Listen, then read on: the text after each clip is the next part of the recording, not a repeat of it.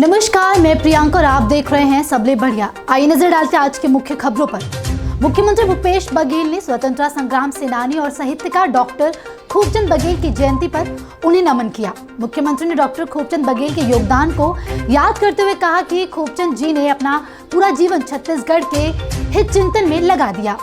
समाज सुधारक, संवेदनशील साहित्यकार और कुशल चिकित्सक के रूप में उन्होंने समाज को एक नई दिशा दी। जीवन के अंतिम समय तक वे रचनात्मक और किसान मजदूर हितैषी गतिविधियों से जुड़कर छत्तीसगढ़ की सेवा करते रहे। बता दें कि डॉक्टर खूबचंद बघेल की स्मृति और सम्मान में छत्तीसगढ़ सरकार द्वारा कृषि के क्षेत्र में महत्वपूर्ण उपलब्धि और अनुसंधान कार्य को प्रोत्साहित करने के लिए हर साल राज्य स्तरीय सम्मान दिया जाता है। राज्य के सभी नागरिकों को निःशुल्क एवं बेहतर स्वास्थ्य सुविधा उपलब्ध कराने के लिए 1 जनवरी 2020 से डॉक्टर खूबचंद बघेल स्वास्थ्य सहायता योजना प्रारंभ की गई थी। प्रदेश के 65 लाख परिवार इस योजना के दायरे में है। मुख्यमंत्री ने कहा कि डॉक्टर खूबचंद बघेल का व्यक्तित्व और कृतित्व हमें हमेशा यह प्रेरित करता रहेगा। मुख्यमंत्री भूपेश बघेल की विशेष पहल पर राज्य के गौठानों में 28 जुलाई हरेली तिहार से गौमूत्र की खरीदी की शुरुआत होगी।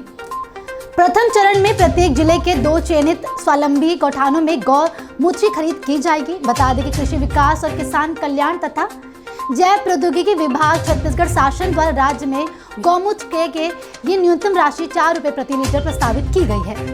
क्रय गौमूत्र से महिला स्वयं सहायक समूह द्वारा जीवामृत और कीट नियंत्रण उत्पाद तैयार किए जाएंगे। चयनित समूहों को पशु चिकित्सा विभाग एवं कृषि विज्ञान केंद्र के सहयोग से विविध प्रशिक्षण भी दिया जाएगा। गौठान न्याय मिशन के प्रबंधन संचालक डॉक्टर अयाज तंबोली ने सभी कलेक्टरों को गौठान में गौमूत्र की खरीदी को लेकर सभी आवश्यक तैयारियां सुनिश्चित करने को कहा है।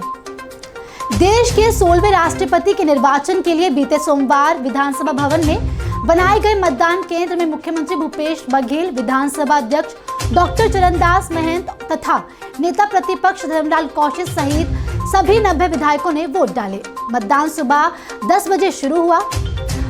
मतदान की निर्धारित अवधि खत्म होने के बाद शाम 5 बजे मतपेटी को सीलबंद किया गया। बता दें कि 21 जुलाई को मतों की गिनती की जाएगी।